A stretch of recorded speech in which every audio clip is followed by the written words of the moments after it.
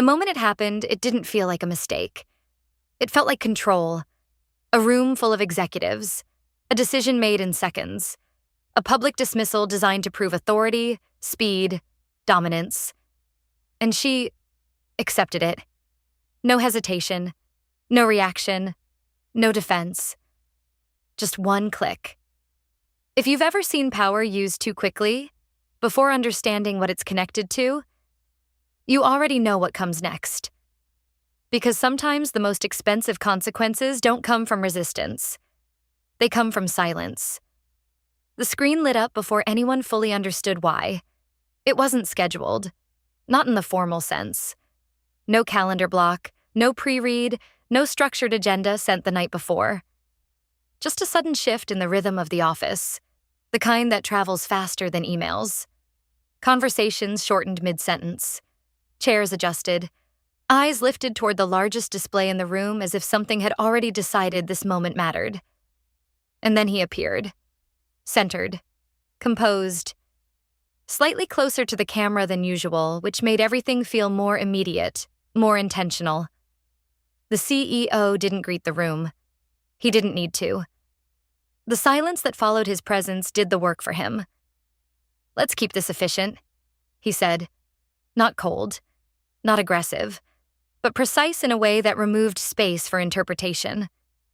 Across the room, people straightened without realizing it. Laptops angled upward. Pens paused above paper. The subtle choreography of attention aligning itself around authority. No one asked what this was about. Because when something happens like this, the assumption is simple. It must be important. And important things don't get questioned in real time. Not here. She was already there. Not in the center. Not framed by the camera. Just slightly to the side of the main table, where visibility is optional, but impact isn't. Her screen was open, but she wasn't typing. Not reading either. Just watching. The way someone watches when they already understand the structure behind the moment, not just the surface of it. If you were paying attention, you might have noticed something else. She wasn't preparing to speak. She was preparing to decide. But that only becomes clear later. At the time, it looked like stillness. And stillness in rooms like this is easy to misread. "We're making a leadership adjustment," the CEO continued. There it was. The phrase that always sounds cleaner than what it carries. Not a discussion. Not a proposal. A conclusion delivered in neutral language designed to minimize friction. A few heads nodded. Not because they agreed, because they recognized the format. Decisions at this level don't arrive as questions. They arrive already resolved. The screen shifted. A name appeared. Hers. Not highlighted, not dramatized. Just positioned in a clean, controlled layout that made it feel procedural. As if this had been processed long before anyone else was informed. And then the sentence. "You're fired. Effective immediately." No buildup. No transition. Just impact. The room didn't react instantly. That's the first thing people misunderstand about moments like this. There's no immediate shock, no visible collapse of composure. Instead, there's a brief, almost imperceptible delay, where everyone waits to see how they're supposed to respond. Some glance sideways, others look down, pretending to review something on their screens. A few held their gaze forward, perfectly still, as if any movement might register as involvement. Because in public moments like this, the real question isn't what just happened. It's, where do I stand in relation to it? And no one wants to answer that too early. On the screen, the CEO remained steady. No visible hesitation. No sign that anything unusual had occurred. To him, this was execution. Clean, direct, efficient. A demonstration, perhaps, of decisiveness, of control, of consequence. All the things leadership is expected to project, especially when the room is watching. What he didn't see, what no one in that moment fully processed, was that this wasn't just a decision. It was a trigger, not emotional, structural. Because the moment her name appeared in that format, linked to termination, broadcast, recorded, formalized, something else activated. Quietly, exactly as written. Her screen changed, not dramatically. No alerts, no flashing indicators. Just a small interface prompt appearing where her workflow had been moments before. Termination acknowledged. Action required. A single button. Accept. Most people would hesitate.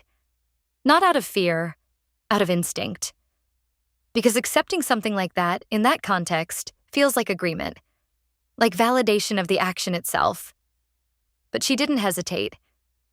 That was the second thing no one noticed in real time. Her hand moved once. Precise. Measured. As if she had already made the decision long before this moment arrived. Click. No sound. No gesture. No visible reaction. Just confirmation. Across the room, someone shifted slightly in their chair. Another blinked, as if trying to recalibrate what they had just seen. But nothing in the environment signaled that anything had changed, because externally, everything remained aligned. The CEO continued speaking. Transition protocols will follow. Teams will be notified. We move forward without delay. The language was smooth, controlled, forward-facing, designed to close the moment, to prevent reflection, to keep momentum intact. And for a few seconds, it worked. Because momentum is powerful. It fills gaps. It overrides doubt. It makes incomplete information feel sufficient, until it meets something it can't pass through.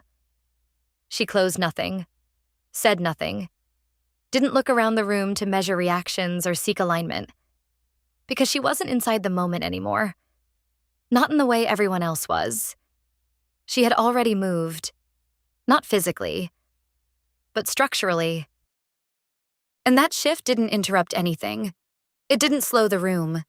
It didn't challenge the decision. It simply removed a condition. One that no one had mentioned. One that no one had even checked.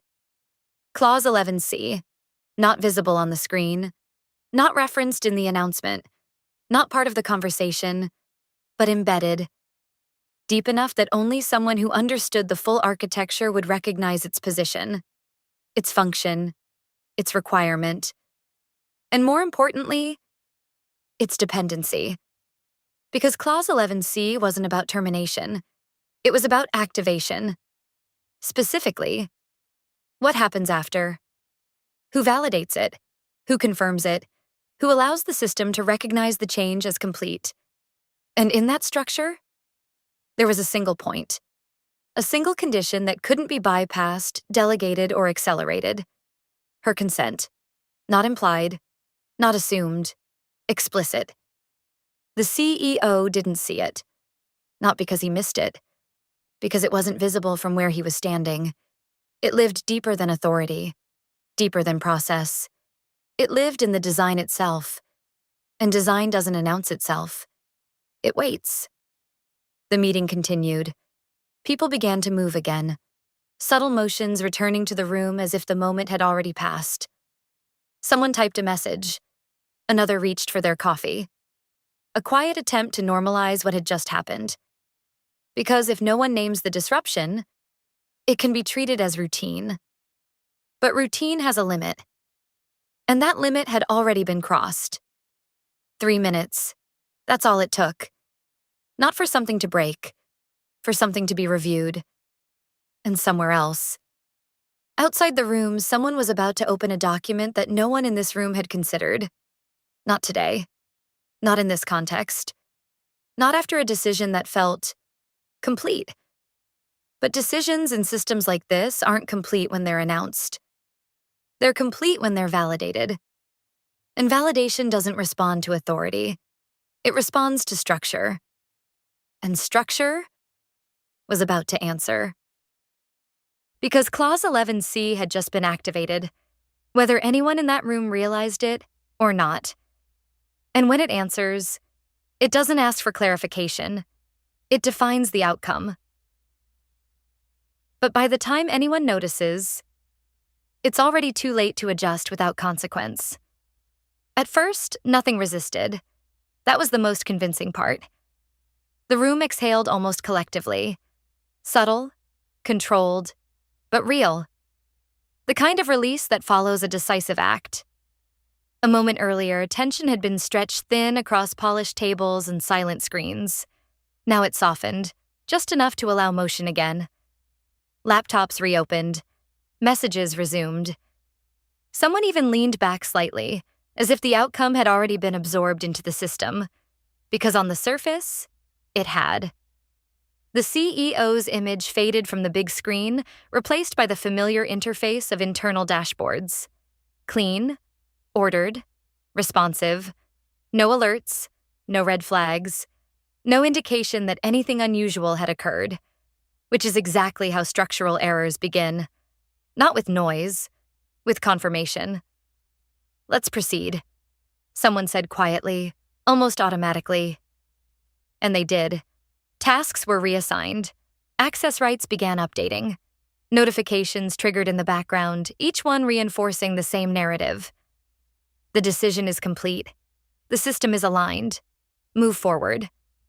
Across the room, legal hadn't moved yet. Not physically, but their screens told a different story. Because while the operational layer accepts inputs quickly, the contractual layer verifies them. And verification doesn't follow momentum. It interrupts it. A junior counsel opened the file, not out of suspicion, out of habit. That's how most critical discoveries begin. Not with doubt, but with routine. Scroll. Termination protocol. Aligned. Authority signature. Valid. Effective timestamp. Confirmed. Everything looked clean, which in itself felt too clean. A pause. Small. Barely noticeable.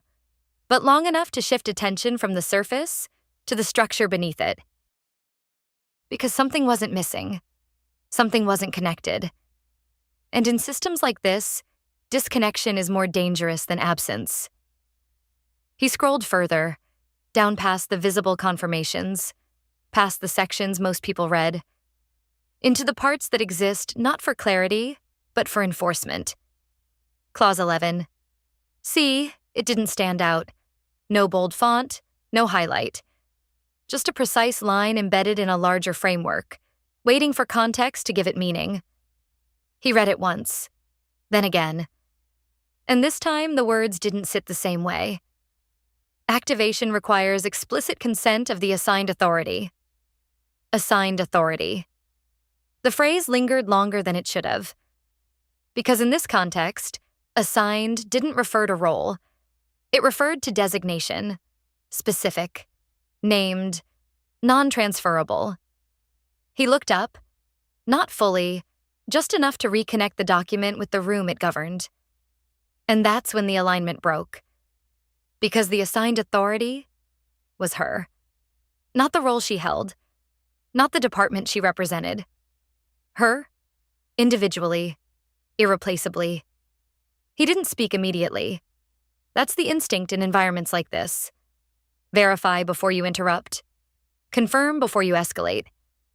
Because once something becomes verbal, it becomes real. He checked the status field. Activation. Pending. Consent. Not received. System state. Transitional. Transitional. That word didn't belong here. Not after a public termination. Not after a confirmed directive. Not after a room full of executives had already moved on. Transitional means incomplete. And incomplete at this level means invalid. Across the table, someone in operations laughed quietly at something on their screen. A message thread, a timeline update. The ordinary sounds of continuity. But continuity in this case was an illusion, because the system hadn't accepted the change. It had paused it. Cleanly, silently. Precisely where it was designed to. Check the activation layer, the counsel said finally. Not loudly, not urgently, but with enough precision that it cut through the ambient motion in the room. A few heads turned. Not all. Not yet. Because the tone didn't signal crisis.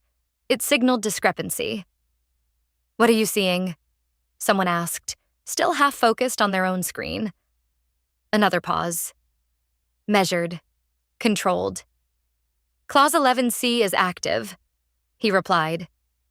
That was enough, because in this room, certain phrases don't need explanation. They carry their own gravity, the kind that shifts posture before it shifts understanding. "What about it?" a voice added, sharper now. He didn't answer immediately, because the answer wasn't complex. It was final. "Activation requires her consent." Silence. Not immediate, not dramatic, but spreading. Like a realization moving from one mind to another, recalibrating assumptions as it goes. Someone frowned. Another leaned forward. The CEO, still standing near the head of the table, didn't react outwardly. But something in his stillness changed. A fraction. Enough to signal that the room had just entered a different phase. "That's procedural," someone said quickly. "We can override." A reasonable assumption. In most cases, true. Authority overrides friction. Hierarchy resolves dependency. Speed compensates for missing steps. Except, not here. He shook his head slightly. No override provision. 3 words, precise, uncomfortable. Because now the structure wasn't flexible. It was fixed. "Then reassign the authority," another voice suggested, already reaching for the next logical move. But logic, when applied to structure without understanding it, becomes guesswork. "Non-transferable," the council replied. Another pause. This one longer. Because now the options were narrowing, not gradually, abruptly. Across the room, screens began to change. People stopped typing. Not because they were told to, because they had reached the same point in the system. Different paths, same result. Access, limited. State, pending. Completion, blocked. No error, no failure, just refusal. And refusal, in a system like this, is never emotional. It's absolute. The CEO finally moved, one step forward. Not aggressive, not defensive, just engaged. "Explain," he said. One word, but now it carried something it hadn't earlier. Attention. The kind that listens. The council turned his screen slightly, not to display authority, to display structure. "Termination acknowledged," he said, "but activation of the change requires explicit consent from the assigned authority under Clause 11C. A brief pause, then the final alignment. That authority is her. No one spoke, because now there was nothing to interpret. No ambiguity left to operate inside. The decision had been made, publicly, confidently, irreversibly, or so it seemed. But the system hadn't accepted it, because the one condition that made it real had not been fulfilled. And that condition was no longer in the room. For a moment, someone reached for their phone, then stopped. Because even that instinct now felt premature. Because this wasn't a delay. It wasn't a technical issue. It wasn't something that could be resolved with urgency. It was design. And design doesn't respond to pressure. It responds to alignment. The room held still, not frozen, recalculating. Because everything that had felt complete just minutes ago was now revealed as conditional. And the condition had just been removed. But the system remembered. And systems like this don't forget. They wait. And somewhere beyond that room, she had already made her move. Not loudly, not visibly, but in perfect alignment with everything that had just been set in motion. And the cost of that alignment hadn't even begun to surface yet. Because what happens next doesn't escalate. It clarifies. And clarity, at this level, is never comfortable. If you've ever watched a room full of authority move fast, only to realize later it was moving without structure, This is that moment. Pause for a second. In your workplace, what feels like just a formality, but is actually the one condition everything depends on? Because sometimes control isn't loud. It doesn't interrupt. It doesn't argue. It simply waits. And when the system reaches it, everything else stops. They didn't call her immediately. That was the first miscalculation. Not a loud one. Not even a conscious one. Just a quiet assumption moving through the room that this was still something they could resolve internally. That structure, once challenged, could be reassembled from within. So they stayed inside the system. They checked logs again, reran validation pathways, pulled in IT, not because they believed it was technical, but because technical explanations are safer than structural ones. Because once a situation becomes about a person, it becomes about decisions. And decisions leave traces. The room tightened, not visibly, not in posture, but in rhythm. Conversations shortened. Movements became more deliberate. Screens were no longer glanced at. They were studied, because now every action had weight. Every click carried implication. Run activation again, someone said. They did. Same result. Clean. Unambiguous. Refused. No escalation protocol triggered. No fallback option presented.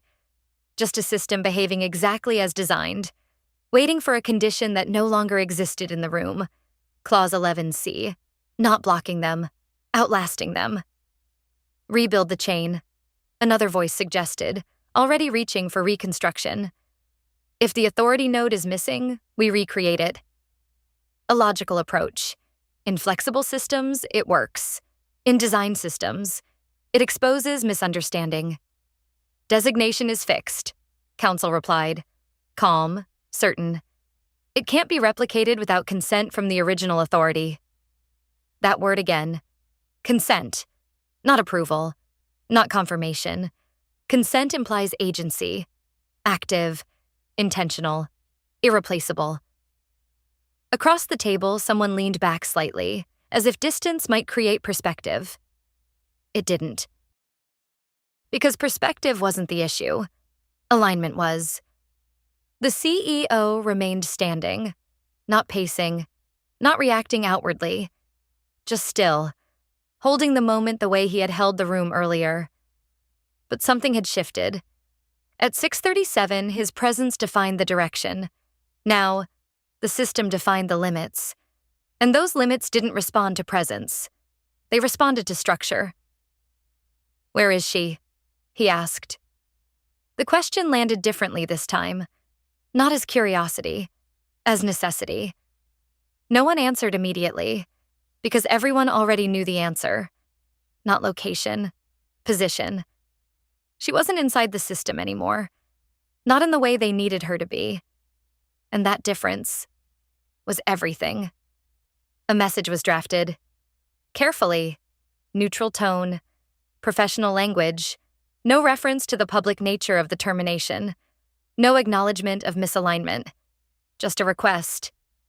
Please confirm activation under Clause 11C to proceed with transition. It looked correct. It sounded correct. It was insufficient. They hovered over send for a second longer than usual, because even without saying it out loud, the room understood something had inverted. Minutes ago, communication flowed downward. Now, it depended on response. Send. The message disappeared into the system, and for a moment, nothing. No delivery confirmation delay. No bounce. No technical anomaly. Just silence. Not empty. Active. Because silence in systems like this isn't absence. It's position. They waited. 30 seconds. A minute. 2. Time stretched, not because of urgency, but because of exposure. Every passing second made something clearer that no one wanted to articulate. They were no longer in control of the timeline. Caller, someone said quietly. Not as escalation, as acknowledgement. Because written requests can be delayed, ignored, interpreted, but voice demands presence.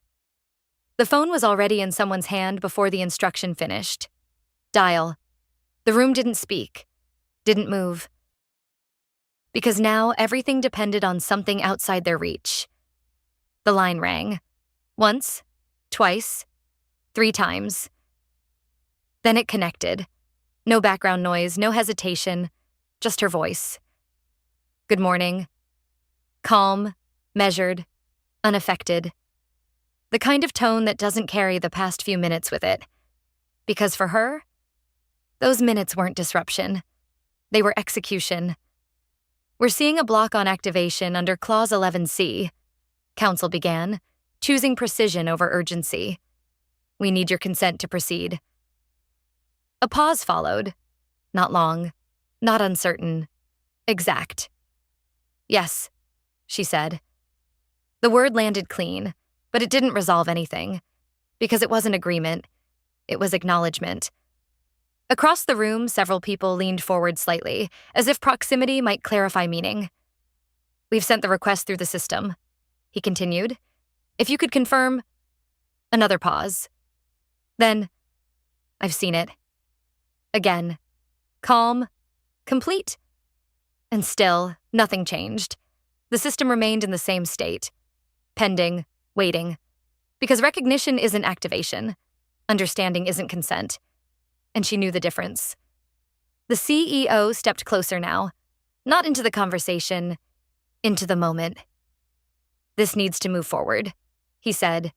Measured, controlled, but no longer detached. On the line, she didn't respond immediately, because the statement wasn't incorrect. It was incomplete. The structure doesn't allow that, she said finally. No resistance, just architecture. We're aligned on the outcome, he added. We need to finalize. Aligned.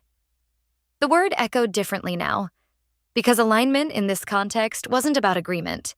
It was about compliance with the system's requirements, and those requirements hadn't changed. At 6:37, she said calmly, the directive was to proceed without structural conditions.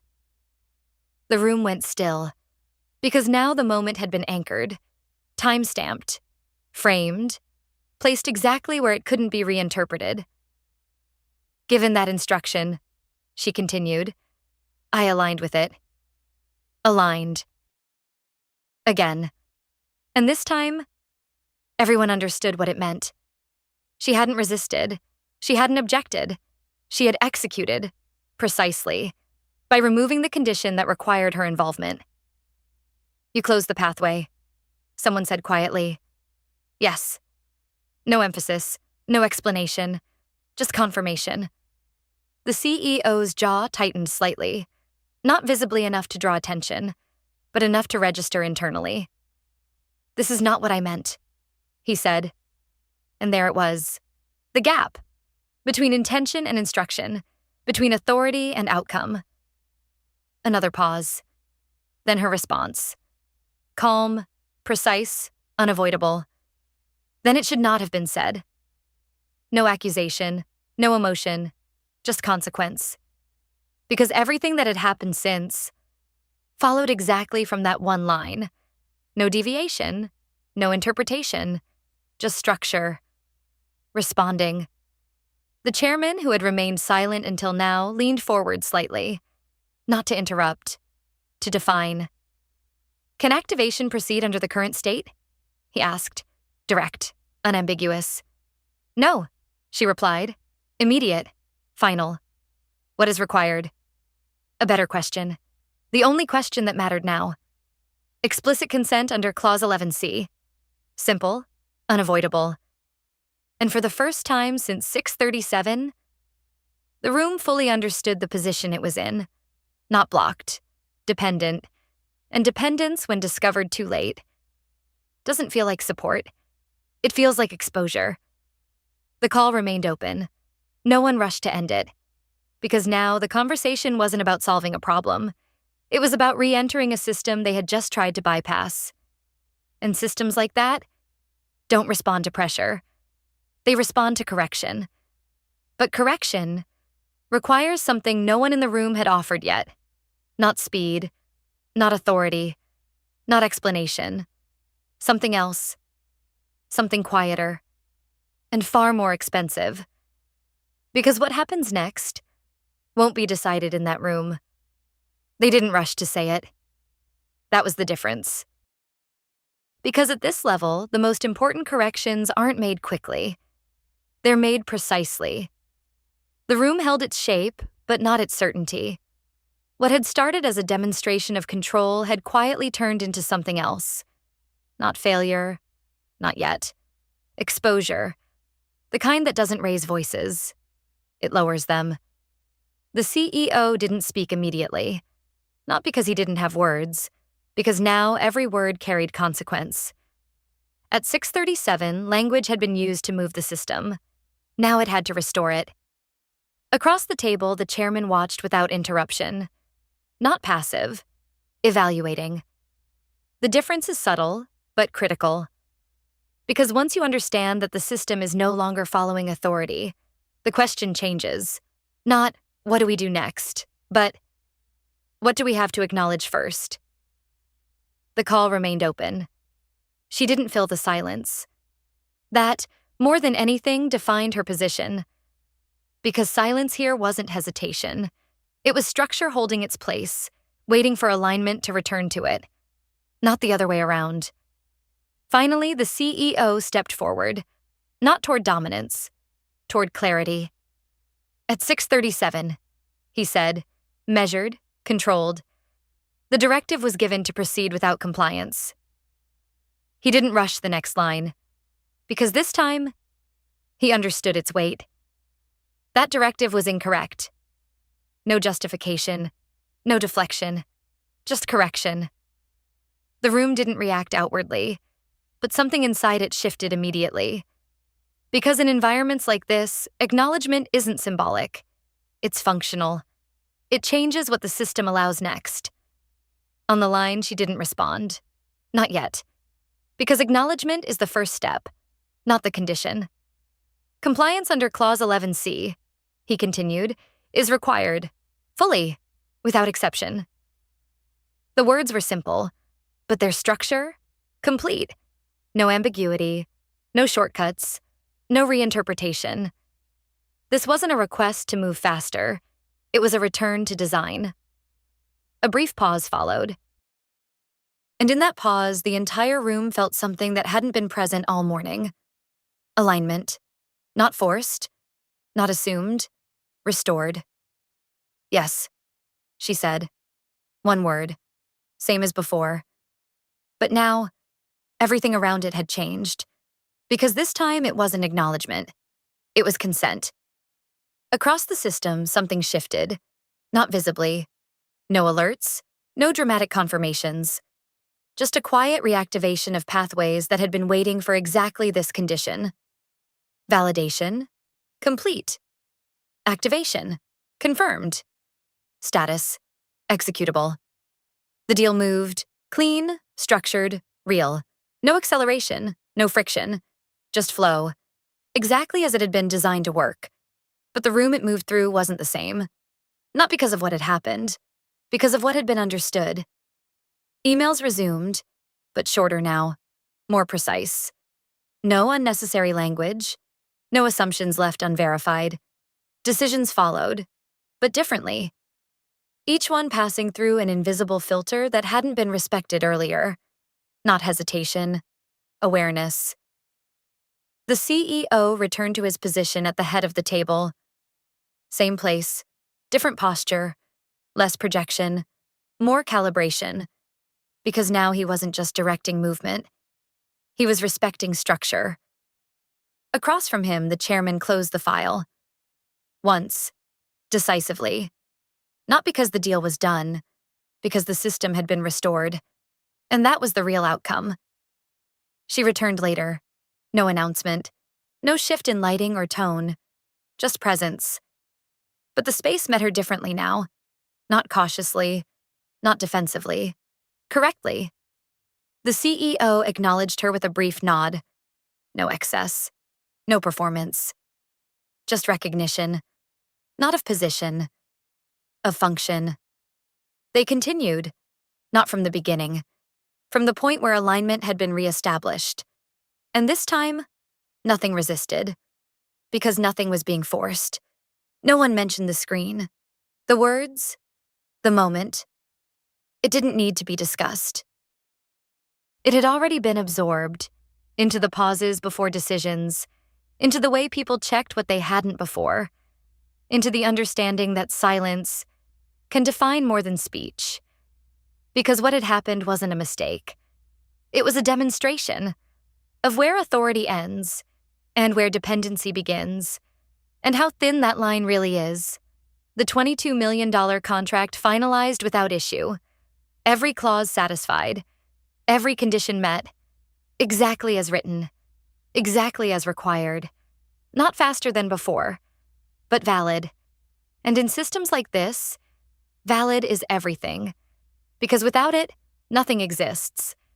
And somewhere between a public "you're fired" and a single word, "yes," that made everything possible again. The room had learned something most never do. Power doesn't sit in who makes the announcement. It sits in who defines whether that announcement can exist at all. And once you see that, you don't move the same way again. By the time the day settled into something that looked like normal, it wasn't. Nothing visible had changed. Same desks, same screens, same conversations picking up where they had paused. If someone had walked in without context, they would have seen continuity. But continuity, after a moment like that, is never real. It's adjusted. Emails were being written differently now. Shorter, cleaner, without assumptions hidden between lines. Words were no longer used to push decisions forward, but to confirm that nothing had been missed. Because everyone in that room had seen what happens when something small isn't small. A clause, a condition, a single point of consent, invisible, until everything depends on it. The CEO moved through the office later that morning, not slower, more precise. He still spoke with the same clarity, the same measured tone, but there was an added layer now, a pause that didn't exist before. Not hesitation, verification. Because authority, once it meets structure, learns something quickly.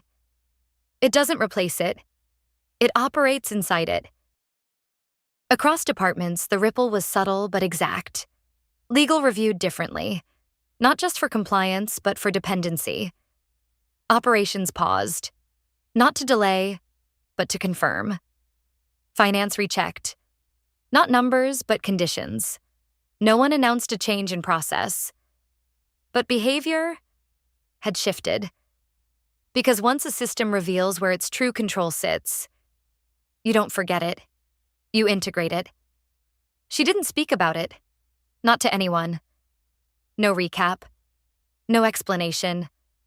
No attempt to reframe what had happened into something easier to digest. Because there was nothing to explain. Everything had already followed the design. And design doesn't need interpretation. It needs recognition.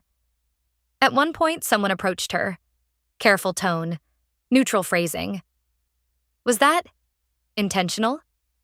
A fair question. Late, but fair. She looked at him. Not critically, not defensively. Just long enough to measure the intent behind the words. Then answered simply, "It was aligned." Aligned. The same word she had used earlier. The same word that had carried two completely different meanings depending on who was saying it. And when. Because alignment, in theory, sounds like agreement. In reality, it means following structure exactly as it exists, even when that structure removes you. Even when it stops everything. Especially then. He nodded, not fully understanding, but understanding enough. Because some lessons don't transfer through explanation, they transfer through consequence. And this one had already been paid for. The $22 million contract closed cleanly by early afternoon. No delays recorded. No anomalies flagged. From the outside, it would read like a standard execution. which is what makes moments like this so easy to miss. Because the system doesn't log what almost happened. It only records what became valid. But inside the room, no one would forget. Not the screen, not the silence, not the realization that something as simple as a public statement can trigger a chain of events no authority can reverse alone. And not the moment they understood. That control had never been where they thought it was. Because real control isn't in the decision. It's in the condition that allows the decision to exist. Remove that. And even the most confident directive becomes irrelevant. Preserve it. And everything works. Quietly, precisely, exactly as designed. And somewhere between a single click, accept, and a system that refused to move without her, the entire room had been recalibrated. Not by force, not by conflict, by structure. The kind that doesn't argue, doesn't explain, doesn't adapt to pressure. It simply holds its place until everything else aligns with it. And when it does, it doesn't feel like victory. It feels like something far more exact, inevitable,